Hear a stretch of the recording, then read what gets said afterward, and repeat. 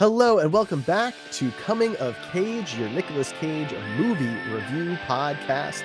I'm one of your hosts, Derek, and your other host, Ryan, is right here with me. That's right. Not in the same room, but in the same mental space. You're always right here with me, Ryan. Right here with me. That really helped with the audio listeners to know what you were talking about. But if you watch our show on the Derrico Studios YouTube channel, then you also kind of didn't see anything because it's kind of cropped off Right camera. behind the mic. Yeah, this is going well. It's great. Yeah. I mean, we've done this a few times. This is episode 64 of the show. We are talking about 1993's satirical crime comedy. That's what IMDb calls it. Amos and Andrew. That's right. This is where, quote, a Pulitzer Prize writer buys a cabin. Not really sure that's the appropriate definition of that place. The neighbors get suspicious when a stranger, quote, breaks in. They see a black man and call the police, who start shooting at him. The sheriff tries a cover up involving a white petty crook. Bad idea. Like, who wrote that? That's I not mean, a good just the way synopsis. it's written Yeah. is not very professional. It's just a weird, yeah. Not a good synopsis. No, not at all. But most interesting, probably for people, is that this stars Nicolas Cage and Samuel L. Jackson, who co-star together in another movie later on. Kiss of Death. So we've already covered that one. If you want to, more of that when we're done here. But those are really the big heavy hitters in the movie. There's lots of other actors you probably recognized if you watch the movie. If not by name, you see their faces. The director is weird. Did you look at the director, Ryan? I looked to see if he was a white man or a black man Yeah, after watching the movie. he looks like a white dude to me. Yes. But what's weird about it is this is the only movie he's ever directed. So this is Emax Frye. He He's also wrote the movie. he wrote it. Yep. He's written a handful of things. And I really do mean a handful. He has 10 total writing credits, one of which is a single episode of Band of Brothers. But he did write the Academy Award nominated film Foxcatcher. It was nominated for the screenplay. Okay. So strange career for this guy. I'd kind of like to know why he hasn't done more. But there you go, After watching this, Ryan. I'm kind of okay with him not doing more. Actually, if we could go back in time and have him do less, Mm, would be even better. he's done too much. Yes. Yes. We've determined that now. All right. Well, go ahead. Do your thing, Ryan. What are we doing?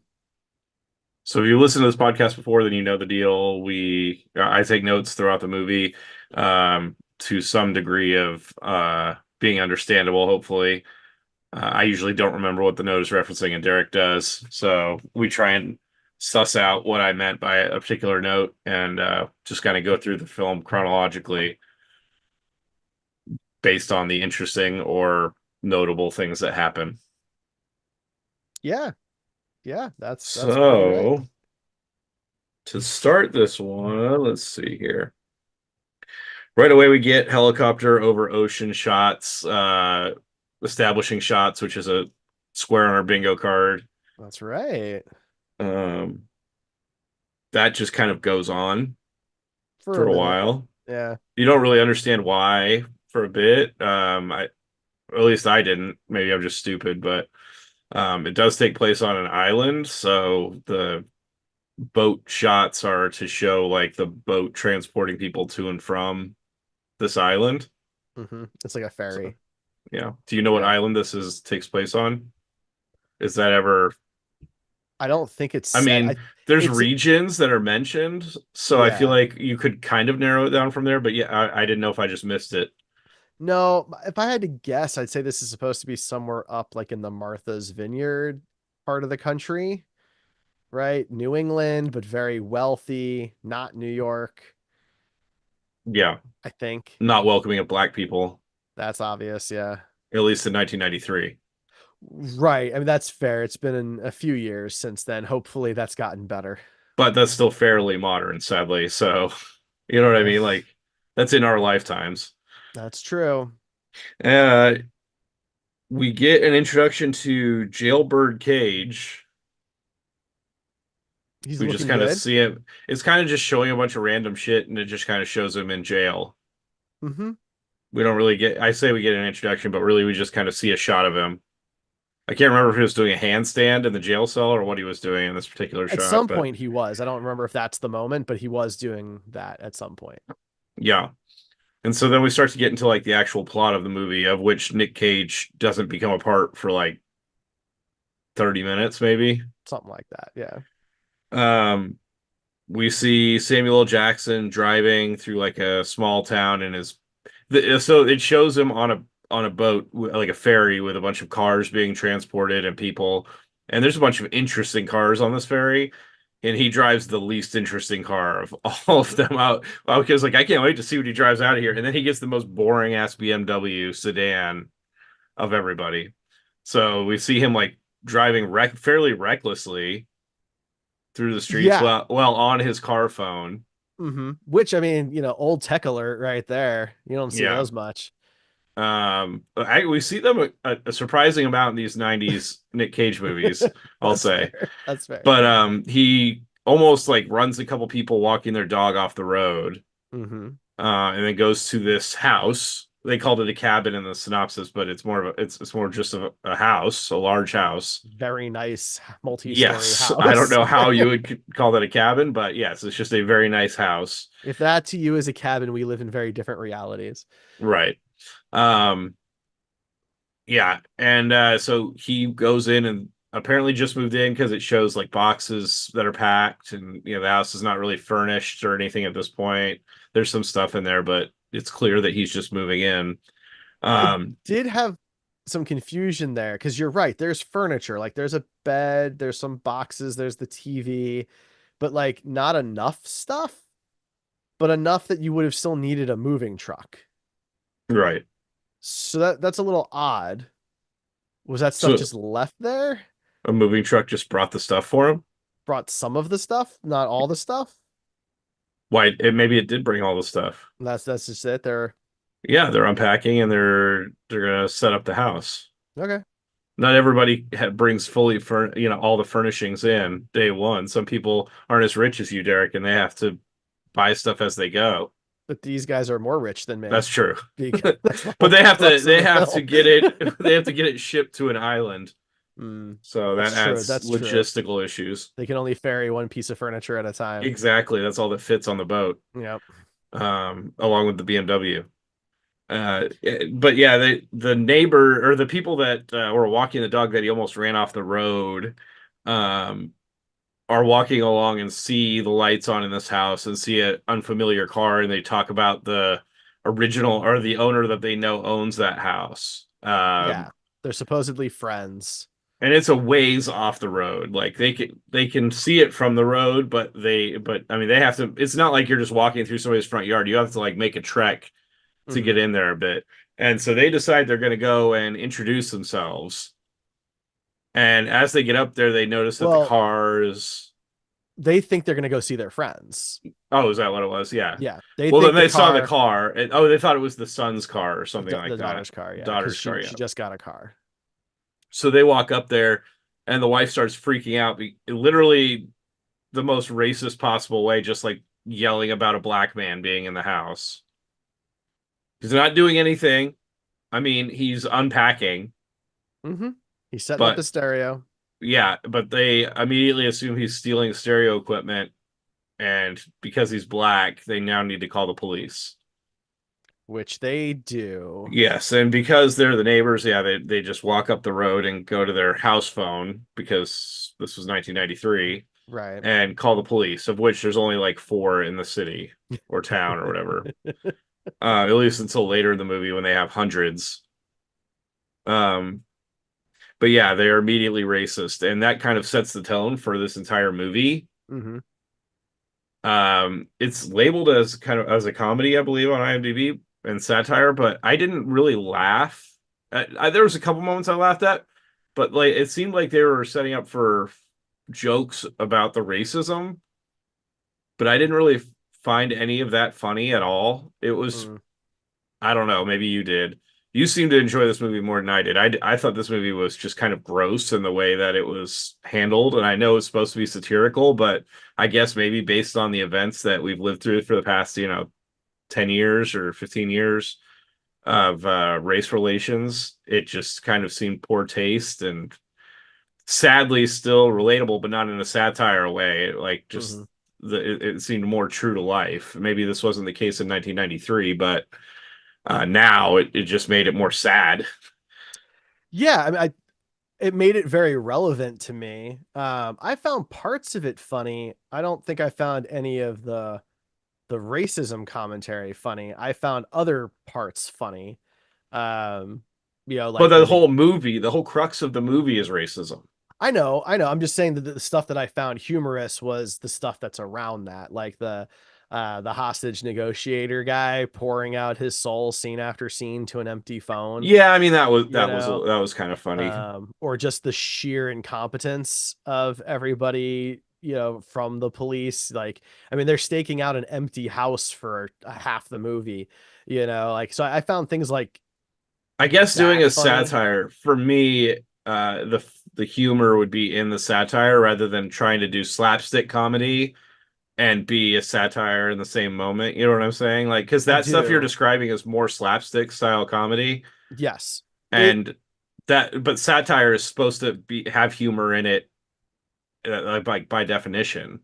I agree. I think calling it a satire is a stretch. I mean, that's what it says on IMDb. It is. You're 100% right. I think it's making commentary. I don't think that makes it satire. So I Yeah, think I would not have described it satire on my own. fair enough.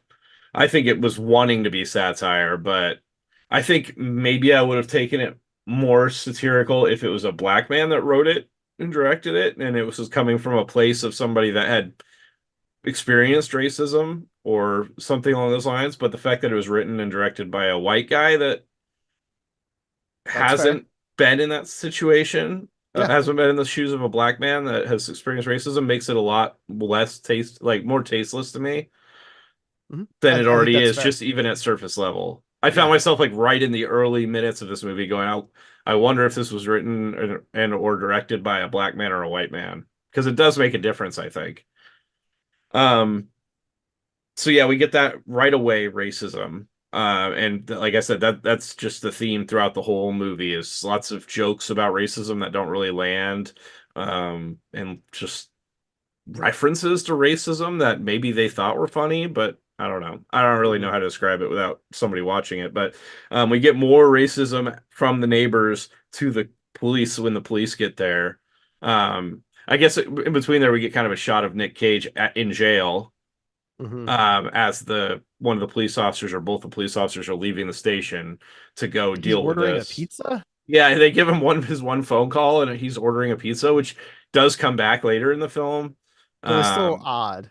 it was weird, yeah. I'm Just let not him sure, finish like, ordering the pizza, you know? well, because like at the end of the movie when he does it, I get it, right? He's looking for an escape vehicle, but he's in jail. But also, I think he just wanted a pizza, You think that's what it is? Did which you I think they can were going to relate give it to. to him? That's probably I don't know, but it's a better shot than if he doesn't order a pizza.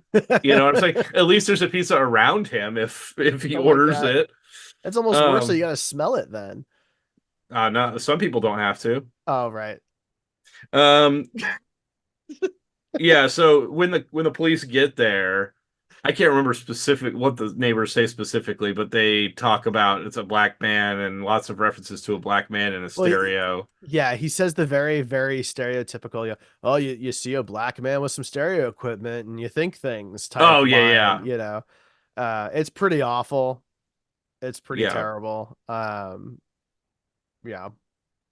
Uh, so we find out there's some hints before this, but like we find out in this moment for sure that the police chief is running for office, political office.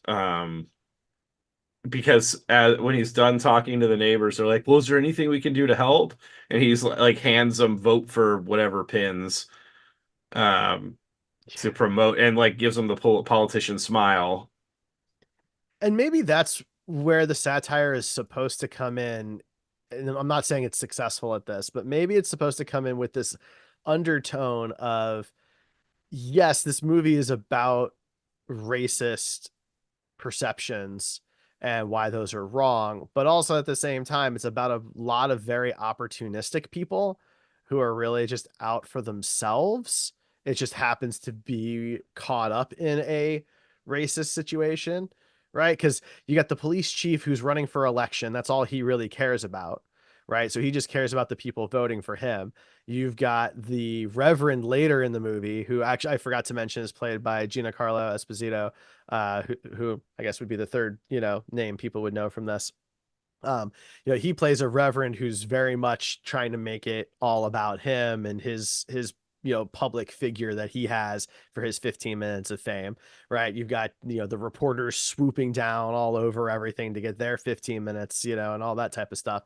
And so it seems like that is the movie is trying to have that overshadow the actual cause of the problem. Maybe. I mean, I think you're putting more thought into it than anybody involved in the movie did, but maybe not. I don't I don't know. know. I'm trying. Yeah. So it's like four police officers, that show up, and they're gonna move in. They all have guns. Hmm. They're gonna move in and figure out what's going on. Not really. We don't really know how they're gonna figure out what's going on, or are they why they're going in with guns specifically. But one of the guys decides to put on blackface, and says it's because it's a night op. Yes. And that's supposed to be funny, I guess. Um, Yeah, I mean that's the thing, right? Like the idea is supposed to be that these guys are kind of just buffoons, yeah, which is right? actually, I think, something that could go on our bingo card at some point, because the police in a lot of these movies are just horrible, dumb police officers. They're just really bad at their job. They're incompetent. Like that's the real Yes. thing here is like all of the cops are so incompetent throughout this entire movie. So the idea here is like he's not trying to be racist. He's not trying to, say anything, right? But he's just a freaking idiot, Well, at this point, right? yes. Yeah, yeah. And so, that even the police chief kind of rolls his eyes at it a little bit, but it's still just very dumb. Yeah. But what before they get there, though, there's a report that's shown where they're saying that this person is assumed to be armed and dangerous, so that's why Oh, they're the all using neighbors say weapons. they saw a gun or something, Yeah, something like that. When there was nothing. I mean, just to be clear, there was nothing.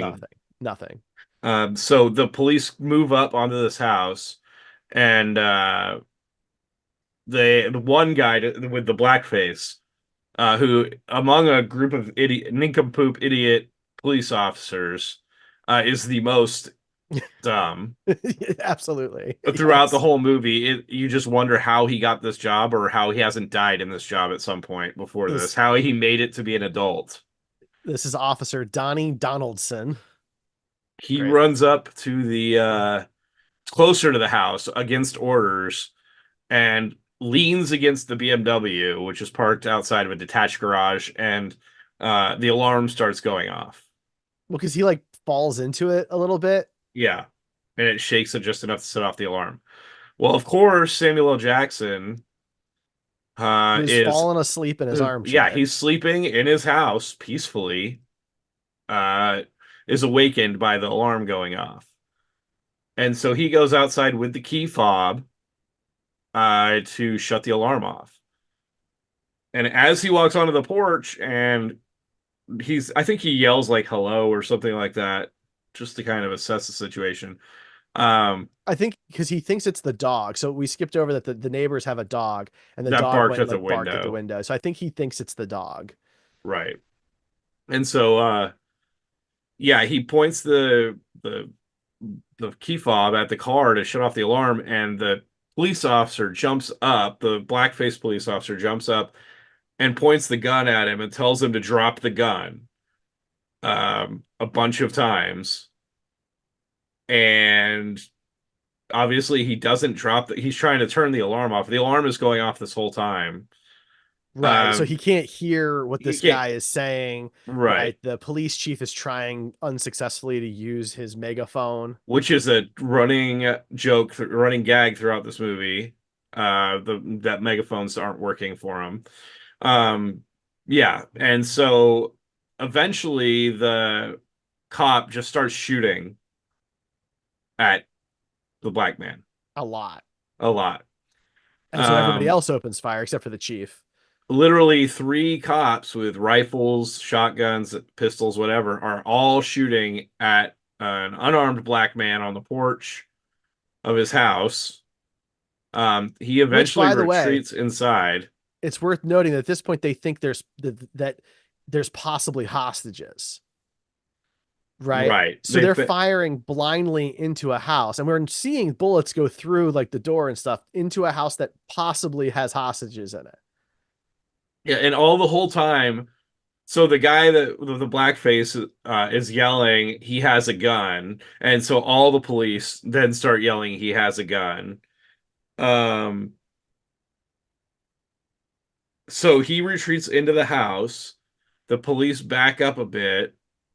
Um, they call so it's been established at this point that the phone hasn't been set up. It's still Right. he calls earlier in the movie. Samuel Jackson calls his wife from the car phone. That's who he's talking to, and says like the phone service won't be set up for a couple days or something like that to establish that. And so Samuel Jackson gets in the house and is trying to get the phone to work and trying to call 911 or whoever because he doesn't I don't think at this point he knows it's the police. No, he doesn't. He doesn't understand what's going on. He just thinks there's a bunch of shooters outside. Um, and so the police are and work with the phone company to get a line going inside the house. And so the phone company gets a line going and the police call, and they're talking to Samuel L. Jackson. It's a very confusing phone call for both ends, like by design. Hmm. They think they're talking to the homeowner, the police do, and Samuel L. Jackson is answering it, not knowing that the police are the ones shooting at him. So, like the homeowner, the people that they think they're talking to, the homeowner, he's saying like there's somebody with a gun because he just got shot at, and then the police are now interpreting that the guy that they were just shooting at does have a gun. Hmm. So it's stuff like that. It's just meant to be confusing. It's like Right. it's a misunderstanding, but it's a very serious misunderstanding. That and they eventually clarify it, I think. Um, Well, because because he eventually asks what the guy's name is. He figures out his name is Andrew Sterling. This gives the police chief pause. Right. And yeah, so he asks this kind of press guy that's there, who that is. And we already have some thoughts because we see a Forbes magazine cover with Samuel L. Jackson on it. right, Right. We know he bought this house. We know he's got the Beamer and a car phone, 1993. That matters. Right. So we know he's somebody. right. He's got money. He's well established. Yeah. Um, I have this in quotes, probably because I was just at this point shocked that this was a movie, but I'm guessing it was the blackface guy that said this. A black guy pointed a gun right at me, Yeah. which was a key fob, Right. which would have been a very ineffective gun if the gun was that size, God. like a Derringer that's not accurate over like 6 feet or something. Um, so then the police chief has an idea because the news crews have started showing up. The press guy is there, and now he's got to figure out how he's gonna make this look good for him as he's running for office. Hmm. And so he goes back to the police station and talks to Nick Cage and says, "Hey, if you go break into this house and uh, hold this guy hostage and let us capture you, then we will let you free out of town to do whatever you want." Yep. And Nick Cage agrees to this. Because why not? But during this, we find out why he's in jail. He's had done a lot of like petty crime type stuff, as well as I don't remember exactly what they listed as, if it was statutory or what it was, but he's had relations with a minor at this point. Yeah, Um, he claims he didn't know. yeah, he says she looked 18. I have that in quotes, Yeah. which is kind of a dirt baggy thing to say by any accounts. So yeah, he's kind of already established as a crappy person right away. Um, But it's another example where, yeah, he's a crappy person, but there's a lot of crappier people. yes, which is a running theme through a lot of these movies. Um, so after he agrees to that and the police take him over to the house, we get a scene with the racist white neighbors smoking pot, I guess. Yeah. I don't really know what the point of that was. I mean, I think they're watching TV at the time. My So assumption is it was supposed to be like a sense of hypocrisy or irony that the rich white couple is doing drugs, but they're condemning this black person they don't know right. And kind in of concept. 1993, there was no legality for weed or anything Right. like that. So it was all illegal. So I think it's supposed to show that these rich white people are not good people. Well, I mean, I would We think are, the fact that they're yelling about racist, a bunch of racist yes, shit, and but they're I think it's saying supposed to they show that say they're it a couple times, I'm not racist. I'm pretty sure right. they say that like multiple times. And if you have to say that to somebody, It's a you bad sign. probably yeah, you probably need to think really carefully about what the preceding events that would lead you to say that. No, I'm 100% with you. I just think it was supposed to show their hypocrisy on top of their racism. Right? Yeah, Because everybody who's racist in this movie is also something else bad. Nobody is just racist. They're all racist and right. right. I think is the point. And Nick Cage is the only non-racist in the whole movie, I think. I mean, who of any like The people that interact with the yeah, only black man, well, not the only black man in the movie. I guess there was the crowd of black people they and come later. Giancarlo Yeah, but that's the thing, Esposito. right? Yeah, Like that's why Nick Cage becomes a protagonist because he looks like he's not as bad as like all of these other people right. By comparison, by comparison. yeah. So Again, they get Nick Cage to the house, and the police chief immediately gives him a gun, but he shoots in the air all so that the chamber is empty and it's not actually loaded. But they immediately give a criminal a gun. I mean, granted, they have no idea if there's like bullets or shells or whatever in the house to they where still think there's hostages, he could use that gun. Yeah. you know. Well, no, I think at this point they don't think there's hostages. I No, think they they figured know out that that's at not the this point case. that yeah, because they Okay. tell him he's hiding up in the upper room. Right. No, you're right. Um, yeah, and so the blackface cop forces Nick into blackface Right. by smearing the whatever stuff all over his face. Yeah, Um, it's grease or dirt or whatever. yeah. So I guess it's good that Nick doesn't go and do it himself. Yeah, And so just to be clear at this point, rather than apologize for the mistake that the police made, the chief has decided to bring a criminal out of jail, mhm, tell him he'll go free if he goes and makes this look like a kidnapping or a break-in, and then they are allowed to arrest him. mhm, So apparently, but they have to tell people that he broke out of jail in order for this to work because people know he's in jail. right. So apparently, a jailbreak on an election cycle looks better than just apologizing for a mistake that you made. I can actually follow that a little bit though, because he could always use in his campaign that he wants more funding to increase their facilities. But if he has to admit to everybody that he and his racist bunch of morons almost killed this Pulitzer Prize winning author, then he's done. I mean, you could also spin that to be I need more funding to hire better qualified policemen or women for our island. I think Yeah. that if you're only looking at pure upsides, then yes, you're right. But if you're looking at the downsides, the downside to the Nick Cage plan is much worse than just apologizing. Because really, just apologizing, the downside is maybe you lose the election because the people you hired are inept. But the downside with the Nick Cage thing is now turns into criminal charges, and of course we all know how that goes with politics.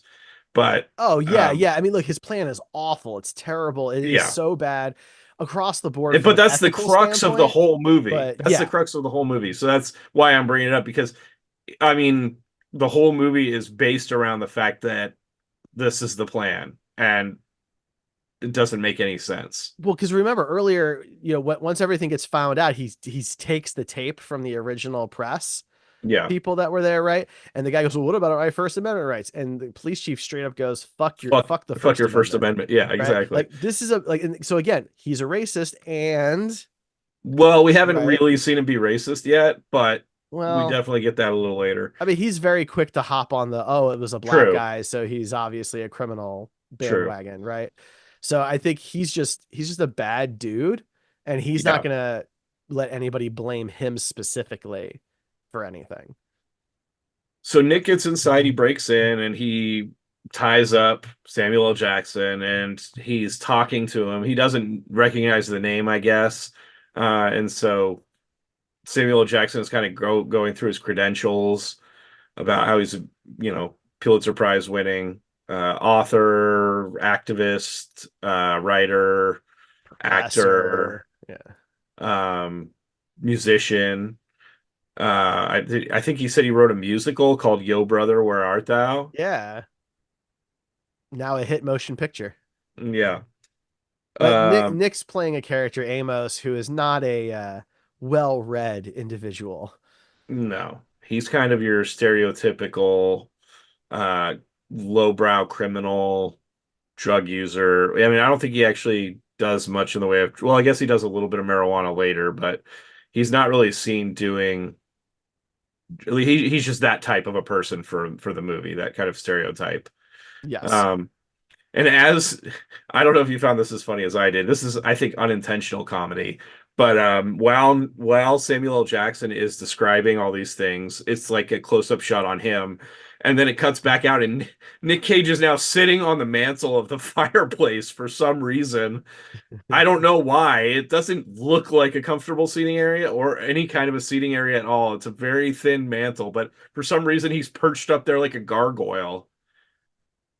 There were a lot of shots of just the two of them that made me chuckle. Like I really liked the scenes that were just the two of them. When it was only the two of them and nobody else, I really was I mean, enjoying that it. was definitely the highlight of the movie because I think Samuel L. Jackson's character has his guard up Mhm. initially, but once he realizes that he's not dealing with somebody that's a racist asshole, maybe an asshole, but not racist, or not a racist one, he starts to loosen up a little bit. Right. They definitely have a connection there, which is probably the best part of the movie. I think so. Um, I did put at this point, Nick Cage notices the watch that Samuel L. Jackson is wearing and says that looks like an expensive watch. I hope I can afford one someday. Well, no, I always wanted to have a watch like I that always wanted to someday. have a watch like that. Yeah. And Samuel L. Jackson's like, I doubt it. You'll never be able to afford it or something like that. So Nick goes and rips it off his wrist. Well, because he says, Um, whoever said anything about buying one? yeah. And so I put Nick plays an asshole at this point. Like, Yeah. I was kind of waiting to see if maybe that he just didn't like the people that he was talking to in the early day and whether he was an asshole to everybody. But yeah, he is kind of an asshole to everybody in this movie. Less of an asshole than other people in the movie, but still an asshole. Right. Yes. So yeah, then we get our first shot of young Giancarlo Esposito complaining about liberals. I almost didn't recognize him.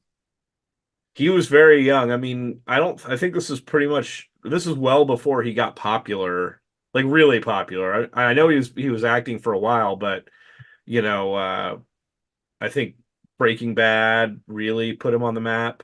That's for Um, sure. Yeah. which wasn't until later. I know, like I said, I know he was acting before that, but can't really think of any major roles that I ever saw him in before that. No, I Um, mean, yeah, he was. You're right. He was in a ton of stuff. Oh, he's in Trading Places. I didn't even realize that. I think it was a lot of like bit parts or like small roles, Yeah. kind of like this one. This was actually probably one of his bigger roles because he has several scenes. Mm-hmm. Agreed. Um, but yeah, he was complaining about liberals in the first scene that we see him in, and it's kind of setting up that he's um, you know, a pastor and that he's trying to push, for equal treatment between the races, which is with an island like this a long fight that he has ahead of him, but he's trying to mobilize a group of people to come and protest because this is all being televised now. There's like 20 news crews out in front of the house, Mm-hmm. um, and so yeah, everybody's seeing it on the news. Um, yeah, so eventually the chief gets into the house. He says he's going to go take care of this. Because he's like, he's gonna take care of himself because like it's an election year. Right. He's going to take Yeah. care of it himself. And so he goes into the house and Nick is pointing the gun at him despite and like holding him as a holding the Samuel Jackson as a hostage despite knowing them both knowing that that gun is not loaded. Um Samuel Jackson I don't think knows that at this point, but the chief and Nick both know that it's not loaded. Right. And this is where we start to get like the first real cracks for the chief that he's a real fucking piece of shit and racist. He says to just shoot the N-word Mm-hmm. because we don't want him anyway, is what he says. And he uses that word multiple times. So it's yeah, pretty established that he's a piece of shit. Mm-hmm. And so eventually I think Nick throws him down and they start to like fight. No, no. So what happens is the police chief kind of knocks Nick in the gut with his own rifle and knocks Nick down. And then as he's turning around, I think it's a completely fake BS apology, but he's apologizing to Sterling for using the N-word. And Right. as he's doing that, Sterling whacks him across the face with the frying pan that he's been holding for a while, Yeah. Yeah, because which I that was his weapon throughout this whole movie was well through the beginning of the movie was a yeah, frying pan. which was But good. yeah, the apology was like I just had to say that to get his attention or something like that. But he Uh, says the word again. Like that's the other thing. Like yes. if you were truly really sorry, you wouldn't say the word again. Right. But I think that's, on purpose to Right. show that he's a piece of shit.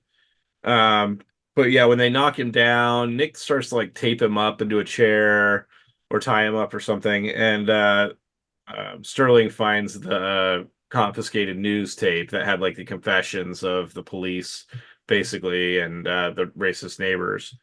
Which again, like, how do you not destroy that tape if you're so worried about it? It's a VHS tape. You know how easy that is to break Yeah, for it's all you that kids out there. right. Like, Very why was easy. he storing that instead of just destroying? I mean, and they aren't small, so carrying it around in your pocket Right. seems like the worst decision you can make.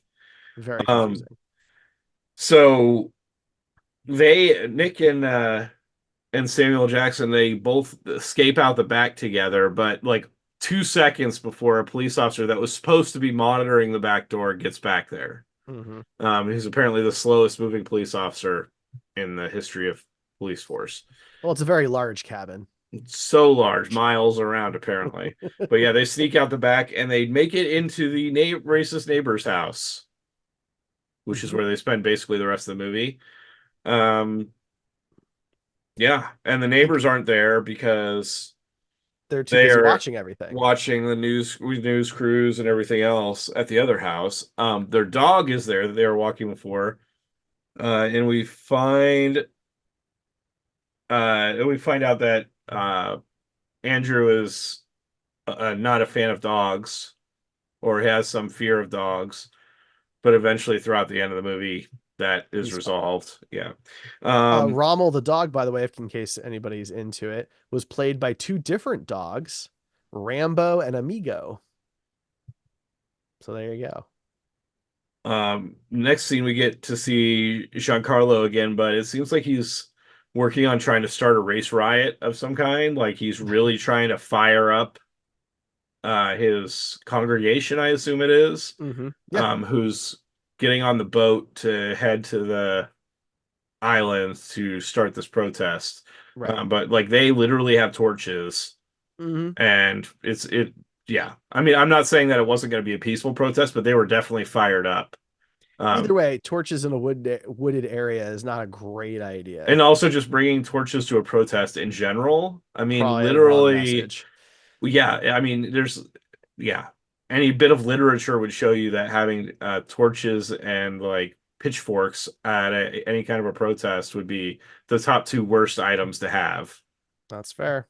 Um, so they start searching through these people's houses, this house. I can't remember what they were searching for, but at some point Nick like pulls a bunch of lingerie They're looking for the out. car keys. There's a That's really what it nice is. Mercedes. Now, Yeah. obviously, Nick starts looking in places where he knows he's not going to find the car key, but he's just having fun. Yeah, and he's sniffing this woman's lingerie, Yeah. just kind of adding to the um Well, you see, he's a perv. He's not a creepiness. racist, Right. but But he also, one of them, I can't remember which one, finds their sex drawer, he which does. is It's Amos, has sex grease, which you know what it is because it says sex grease in big letters on the bottle. which made Uh me feel like it was an airplane movie or yeah, something. exactly. And then like a bunch of bondage gear. A lot, yeah. Yeah. They were well sorted for their proclivities. Um yeah, then we get Nick smoking the little bit of the joint that they had smoked earlier, Hmm. and having a conversation with Andrew Sterling about things. And at this, around this point, Sterling figures out exactly what's going on with why this all is going on. Um, I think maybe that's a little later when they start watching the tape and stuff. But he's not a stupid man. He starts to figure it out. And Hmm. then we get a whole like 6 minute discussion about sea monkeys. I actually thought Nick was really quite good in this scene, and I Oh, felt really bad for him. I'm not complaining about Nick's acting. I just thought it was a weird segue, or not segue. It was a weird like side street to take in this movie. Um I think it was just meant to be a character establishing moment between the two of them, or like a relationship establishing thing, but Well, it because was he's just a being weird. vulnerable. He's talking about when he was a child and things that were disappointing in life at a time where, you didn't really understand the world necessarily, and this idea that for me, it kind of just reminded me of, getting scammed, right? Like this was a kid, he was really excited about something.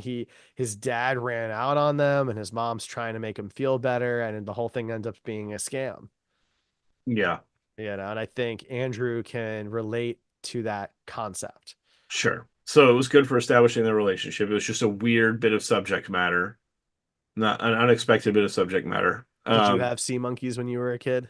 I did not, but I do remember seeing the advertisements for them in the back of my Boy's Life magazine. There you go. We had an Um, ant farm. nice. So throughout this, the police they have one of the radios for the police from the police chief.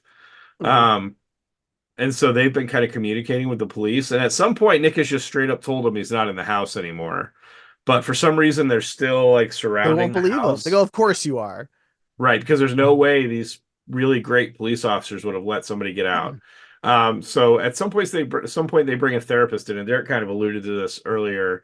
But the therapist calls the house and gets on the answering machine, which is something we used to have back in the day. But he just keeps talking Forever. and trying to therapize somebody that he's never met before, without letting them speak at all. For ages. He Yes, just and keeps it's on kind of a talking. running gag throughout the movie that he just keeps talking. Like they show the chief and they're having to listen to it, and then later in the movie you see the therapist like just laying in the back of a car talking And still. then on my 11th birthday, Yeah, that whole gag. We also I did get laugh. I did chuckle at that. when we get the Sea Monkeys thing, we also learn some of Samuel L. Jackson's character's background, um, and his family's story. Um, let's see. The police, yeah, the police are still at the wrong house throughout this whole movie. They never really figure out that Amos and Andrew are at the other house, even though Mhm. they've been explicitly told that they're not at the original house. Um, so then they start watching this tape. They plop the tape into the VCR. Oh, the people Oh, come that's home. later. Yeah. Well, this is it's a little later. I mean, not that's literally my next note, so it can't be that much later. But the police, the people come home. They get sick of watching the whatever's happening, and so they come home, and immediately, Amos takes them hostage, and they're talking about how they're going to pop this tape in, and the couple is looking at it and recognizes the tape, and they're like, no, no, no, no, no, don't do that, because they keep telling Andrew Sterling how like they're nice people and they're not racist and stuff like that. But then they pop this tape in and they see a bunch of confessions from the neighbors about how they saw an armed black man in the house, and the police chief stuff that he said. Um, and so, yeah, at this point, I think Andrew Sterling has figured out exactly what's going on with Nick and why he's doing what he's doing. Hmm. And they start talking about how he was trying to go to Canada and ended up there. Um, and that he That's no has a good sense bad of sense of direction. direction. Yeah, Yeah. exactly. That's Poor the guy. joke. He also orders pizza around this time, Hmm. or right before they watch the tape, I think. And so the pizza shows up, and it's a young girl delivering the pizza. 17. That's what she says. Yeah. Um, That's all I can and go off of. Nick is immediately hitting on her, and she's immediately like obsessed with Nick. Her and her friends have been watching the news at the parlor, a pizza parlor, so they know all about him. Yeah, and so there's like a lot of uncomfortable, stuff going on between those two. I didn't know if this bit counted as both Nick befriends a minor and Nick's romantic interest is 10 years Well, younger. she wasn't 10 years younger. Are you So, sure? yes, we looked it up. Okay, because I can't find her age. Yeah. Marcy was able to find, my Okay. girlfriend was able to find her age. Okay. It took some digging, but she found it, and there was not a Cool. 10-year age difference. But I also didn't put befriends a minor because trying to kiss a minor that's delivering you pizza, I She don't gives know. him her It's number That's not and says, "Call me." befriending though. That's Just I like I want to do just illegal things. just asking. Although we don't know what state this is in, so I guess maybe technically not illegal. Although he did get arrested for it. In a different So state. I don't know. Yeah, it I gets imagine it it's gets illegal. muddy. Yeah. But yeah, I think he tries to kiss her and it's very uncomfortable. And yeah, she gives him the number her number. But he tells her to take this tape. She has a moped or something. Yeah, And the he's little like, motorbike. yeah, he's like, will you take this to the news people down the road at the house? And she says, of course I will. And so she goes and takes it to the exact guy who the tape was stolen from, Lucky, conveniently, lucky. despite the fact there's like 40 news crews out there, and this That guy's just look like sitting in news his car. crews. Yeah, that look like news crews, and this guy has nothing that would make him seem like a news crew, other than he has a thing on his rear view visor, or his visor thing, his window visor saying press. Yep. Um, so I think at this point the blackface dude decides he's going to go in and get the chief and see what happens, and so he sneaks up and knocks out another cop, and then sneaks inside. Well, yeah. So he knocks out one of his own guys. Yeah, instead of just being like, "I'm going in." And What are he they going does to the do? whole Shoot in an him? election year. Yeah. Are they going to shoot him for going in there? No, he's gonna. If he wants to go in, he's going to go in. So yeah, so he goes on in, and obviously there's nobody there because they've been gone for half the movie. Right. It's just the chief tied to a chair. Um. Yeah. So. Well, the chief comes out by himself first. Oh, does he? Yeah, because what happens is, so the chief is able to get like his feet out of his boots and stuff, so he's able to walk tied to this taped to this chair outside, but he steps on some broken glass, he falls down the stairs. It's all very like, bad Slapstick. guy gets what's coming to him kind of Yep. stuff, right? And so then Donaldson decides to go in to protect the honor of his chief, kind of BS. That's right, because he gets in there and they think they're talking to Amos on the radio or something like that. Because I have my next note says blackface police equals Amos. Well, yeah, because what happens is they're sending a SWAT team in on the roof. So Amos keeps Oh, asking that's for right. $1 million in a helicopter. Yeah. So he's like, yeah, we'll send you in a helicopter, and it's a bunch of SWAT people. So they're coming in from the roof, and they're all well coordinated. They're seemingly more competent than the local police. And when they bust into the house, which by the way, they throw I guess a real grenade. It didn't really Like a look like a no, flash. it was a flashbang. Was it? It looked more like it did more damage than I thought a flash. Flashbangs probably do more damage than you would think, but yeah, I mean, a real grenade would have been pretty destructive. They're just screwing this dude's house up. I mean, it's got Yeah, bullet it's holes everywhere, fucked. broken windows everywhere, and it's not even done yet. And yeah, so they break in and they of course break into the same room that Donaldson is in, first, of course, and they think he's Amos. Yeah, and then the chief doesn't. When the chief gets in there, he tells them, "This is Amos," and like to the other police officers. So they like telling them, "You are going to act like this is him, Hmm. and you are going to carry him out, so all the press see it." Further burying the truth in this Yes, nonsense. adding layers and layers of lies. Um, and then I have SLJ and Nick fight, Samuel L. Jackson and Nick fight. I think because they get the keys to the car, Yeah, and like Samuel L. Jackson doesn't want to go, right. and Nick does. Yeah. And so So eventually, yeah, I think Nick does leave, he does. and Samuel L. Jackson does not. Well, no, they both leave, but Andrew Sterling is on foot going back to his house, Right. right? And Well, Amos and is more in the meant leave, car. like leave to drive away, Yeah, not to like go back to the house. But yeah, sorry. they're in the yeah. He does leave that specific house and heads back. And at this point, the tape has gotten back, and they're the chief is being caught in his lie. Um, Meanwhile, they've sent bloodhounds after Amos and Andrew. Yes, and we get the bullhorn not working again, which is a running gag throughout this whole thing. So sometimes it's the chief. I think in this case it was Giancarlo Esposito's character.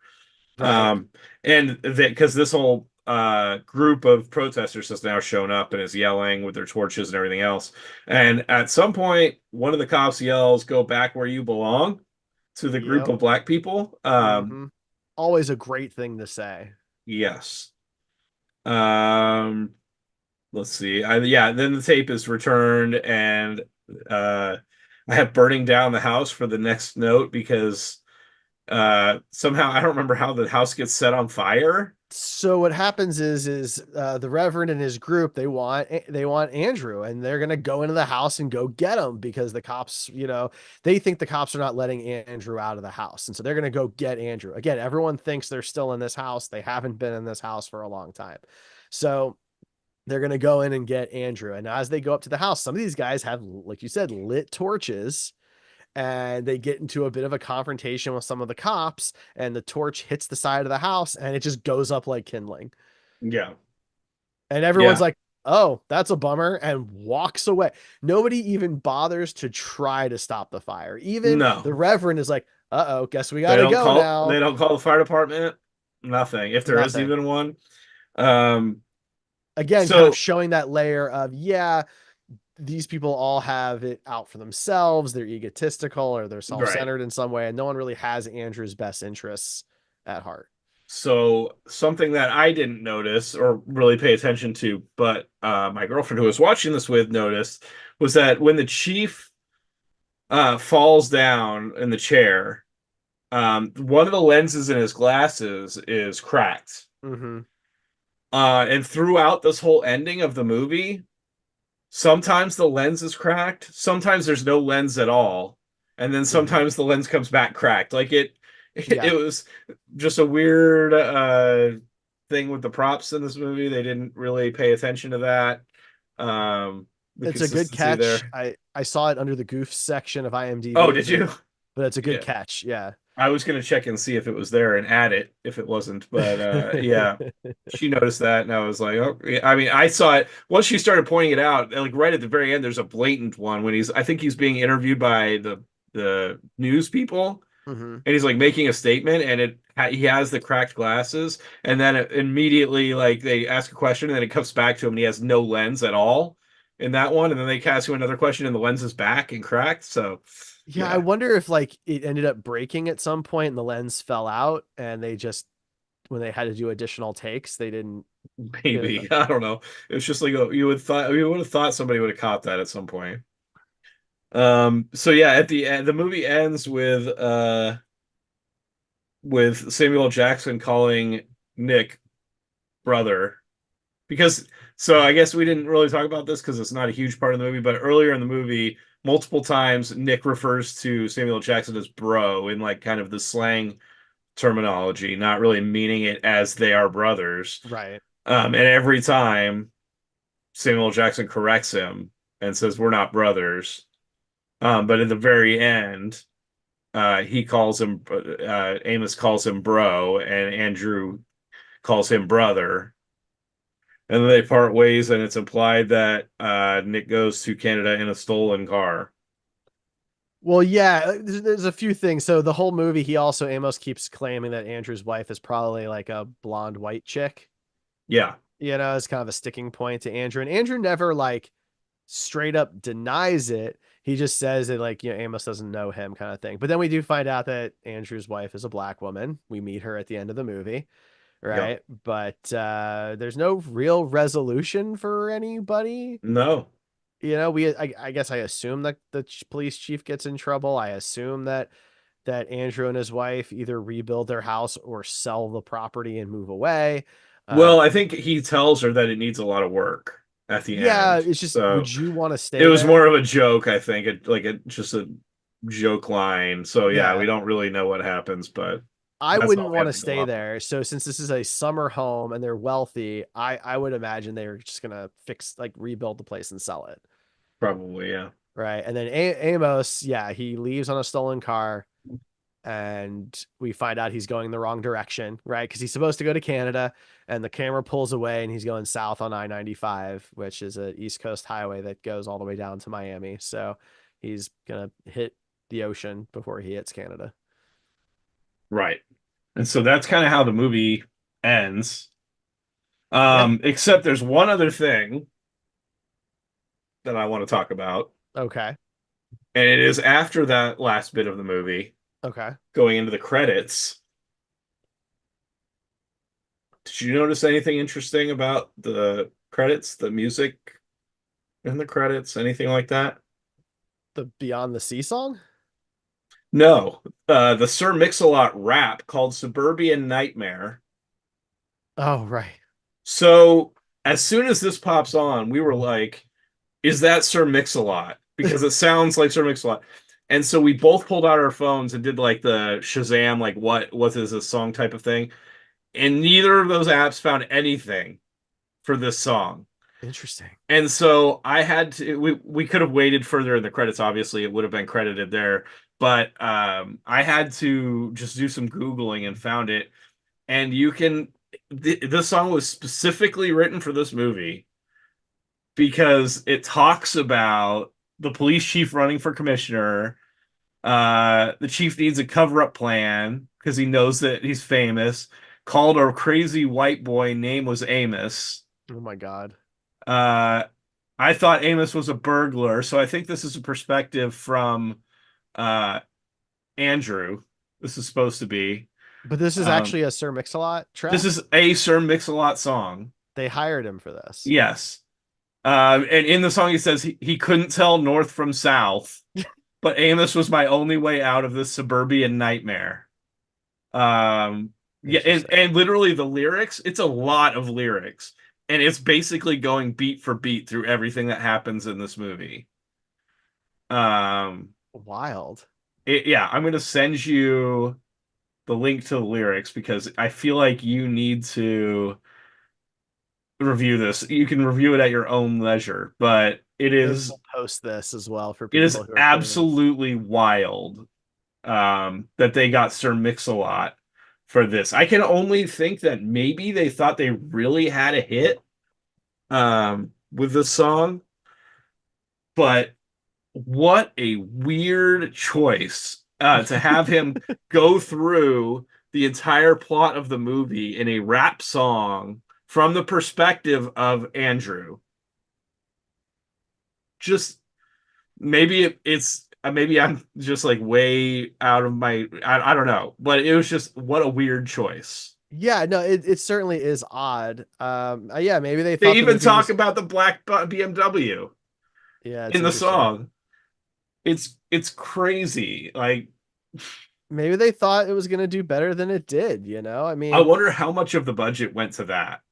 Because I mean at this point Samuel L. Jackson wasn't a huge name. He probably wasn't nearly as expensive as he is now. Nicolas Cage was probably the most expensive part of the movie, yeah, actor yeah. wise. But to get Sir Mix-a-Lot in 1993, we're talking like I peak. mean, I don't remember when Baby Got Back came out, but I mean, we're talking like peak Sir Mix-a-Lot. man, I will say this: 1993 was a very big year for Samuel L. Jackson. In 1993, he was in this, obviously. He was in Loaded Weapon. He was in something called Menace to Society. I'm not familiar with that. He was in True Romance and Jurassic Park, all in 1993. But he wouldn't have been a big name really at that point because those movies were big, but they were not out when he filmed this movie. So No, no, no. But he had been in some stuff. He had been in Patriot Games. He had been in Goodfellas. Um, a few other things. I mean, he was in a bunch of stuff before this that was, smaller stuff. But I think you're right. I mean, he wasn't gonna get paid as well as Nick was. right. And just to clarify what I was talking about, Baby Got Back came out in 1992.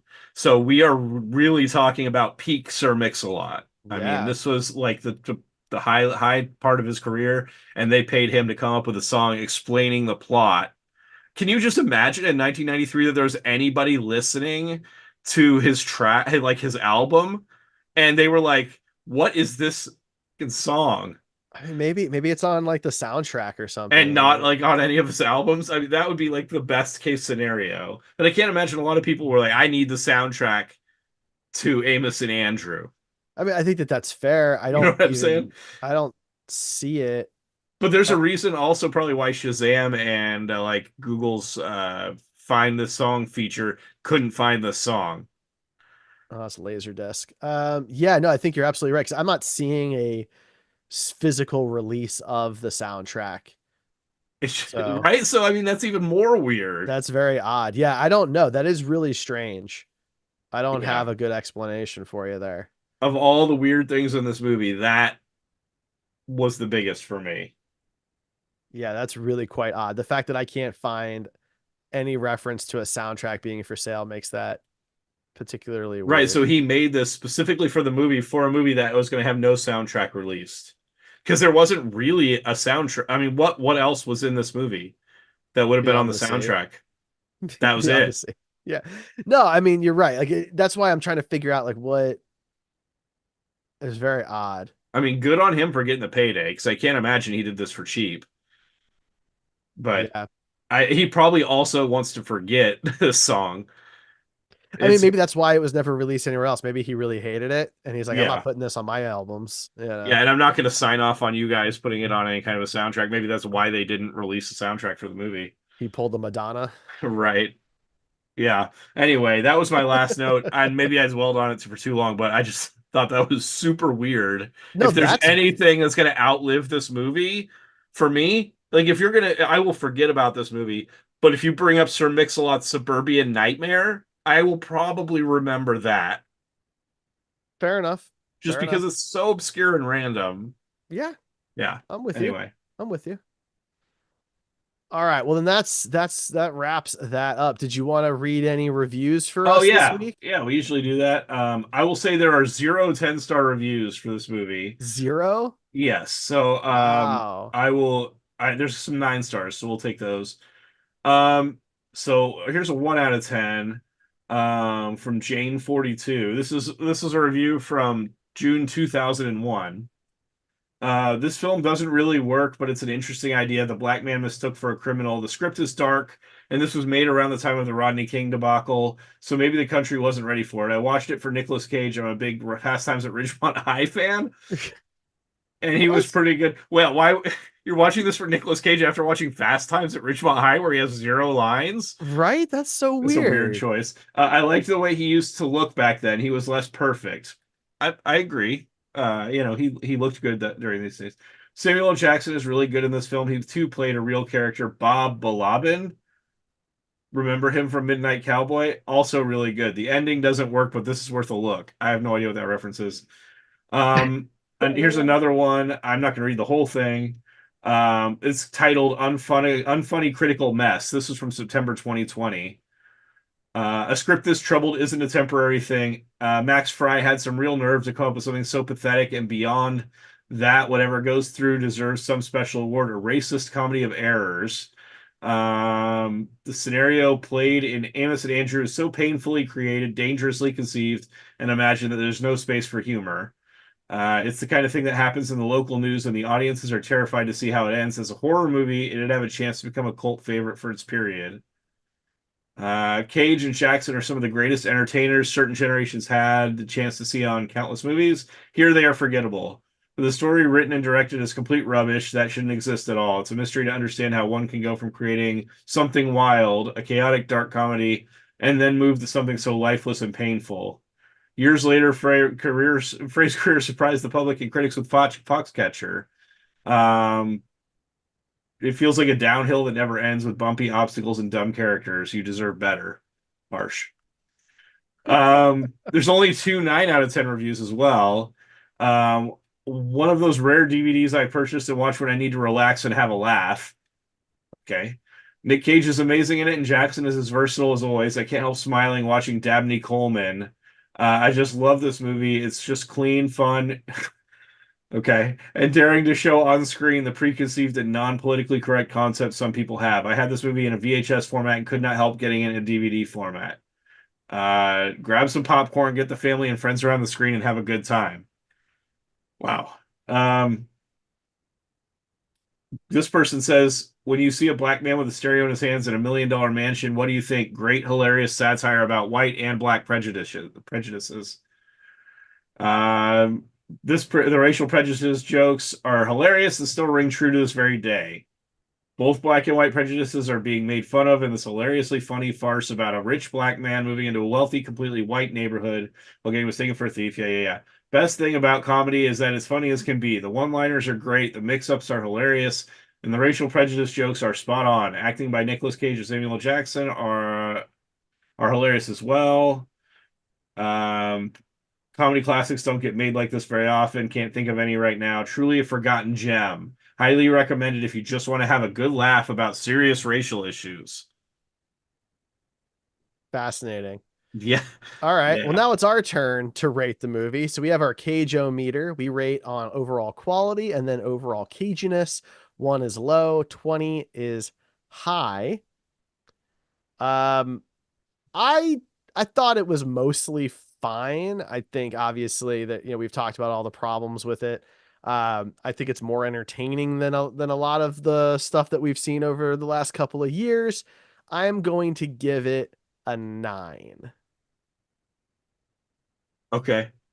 Um, out of 20. last night when we were watching it, uh, I was like, man, this is below a 5 for me. Really? But we've talked about it a little bit. I'm gonna put it at 6. Okay. I really think it was bad. I mean, I'm usually a comedy fan, and even some of the stuff that's a little less tasteful, I take some humor in, but this is really, in my opinion, distasteful. And I mean, this is from the perspective of two white men, so take that for what it's worth. Perhaps for other people it may ring differently, but for me it was just not very tasteful, and I didn't really find any humor in it. Similar to like what a couple of those 1 out of 10 guys were saying. It's just Mhm. clumsy and just not funny. Well, that's fair. I don't think we've ever been that far apart. on our quality rating before. We've been 2 points apart a couple of times, but I don't think we've ever been 3 apart I before. mean, I think the movie was well made. Like the shots were fine, and like it wasn't as bad as some other movies in that respect. I just think that the way it was written and the subject matter of the movie was just not great. And it was, I don't know. I think I've gone through most of it already at this Yeah. point. I don't need to keep rehashing it. No, you're fine. You're fine. I Okay. just feel the need to defend myself because I've rated it lower than significantly lower than IMDb and you. So Yeah, I I mean, just didn't enjoy it. I think that's totally fair. I was just kind of thinking about The Boy in Blue and Primal, which were the last 2 movies we watched, and Jujitsu, and I would put this, obviously Jujitsu's lower, than I than would those. rather watch Jujitsu again than watch this. I mean, even though I probably gave that a lower score, I think that this is just not rewatchable for me. I didn't find any humor in it. Jiu-Jitsu, at least in the campy, like badness department, has some entertaining value. Interesting. Fair enough. Fair enough. All right. Well, now we got caginess. Now, there's a couple of moments, Yeah, but not many. I not mean, there was a many. couple moments where we were like, "Oh, he is going to be cagey in this," and then no, he's not really. My favorite moment was probably when they're at the neighbor's house, he thinks the cops are all outside because he doesn't think the cops are all stupid enough to think they're still at the other house, right? And when the pizza girl shows up and she's like, there are no cops, and he goes out there and he does like this like movement with his hands when he realizes the yard's totally empty. And I was like, that's a Right. pretty cagey moment. That There's made me also a head smile. shake earlier Yeah. in the first house. And then Mhm. I think like him sitting on the mantle was probably a choice that he made. That doesn't seem like a direction that the set builders or the pro or like the director would be like, yeah, sit up on that mantle. That seems very much like a Nick Cage choice. So yeah, there was a little bit of caginess, maybe in a roundabout way. I don't know. I think a lot of people would look at that shot and go, "That's the Cage decision." But for us, Right. having watched a lot of his movies, I think we could kind of recognize something like that. I think that's fair. I'm waffling a little bit. Where would you put it? For caginess, I mean, probably right around the same as I did for quality, maybe a seven, a 6 or 7, somewhere in there. Oh, okay. Okay. Do you want a 6 or do you want a 7? I'll put a 6 because I don't think it was very cagey. Okay. So we're closer there. I was going to say a 5. Okay. I was going between 4 and 5. But I feel better about the 5 now. So that puts it at a 5.5 on caginess and a 7.5 on quality. So that's where that movie sits. Now we have to find out which movie is going to replace Amos and Andrew on our Wheel O Cage, which we of course spin to find out which movie we're going to watch next. So joining the wheel and becoming eligible to be selected is the animated flick Astro Boy. Astro He Boy. was in So that? I've never seen it. I've seen the I've trailer seen. for it. I know what it looks like, Yeah, it but looks like Mega Man, the movie. we I should had be no so idea he lucky. was in it. It would be, I'm guessing it's a fairly small supporting role, but I guess we'll see when the time Yeah, I mean, comes. I don't know. It's kind of like when the Or Croods maybe he first. plays Astro Boy. There you go, man. That'd be a He's weird choice, wouldn't it? yeah, you get a 40-some-year-old man to play a 10-year-old boy or whatever. But he still has, there's a few animated films left for us to talk about. Astro Boy, The Croods 2, and it's like a racing movie or something. I forget what it's called. G-Force. No, that's a G-Force. gerbil movie. Is that the gerbil movie? Okay. Yeah, All that's what right. G stands for, I think, is for gerbil. Okay, I remember seeing the previews for that. I was thinking of that racing snail movie. I don't think that's it. Maybe there's snails in it also. I thought it was about gerbils, but I don't know. We'll get to You're it probably someday. right. Yeah. It's all good. All right. Well, so that's to find out which Nicolas Cage movie we're going to talk about next, though, you'll have to catch the Wheel O Cage. You can go to comingofcage.com for all of our links for that. You can subscribe to the Coming of Cage podcast on your podcast app of choice. And you can watch us on the Derrico Studios YouTube channel. Ryan, anything else on Amos and Andrew? Nope. I think I pretty well covered it several times at this point. All right. Well, then that's going to be it for us. We will catch you next time.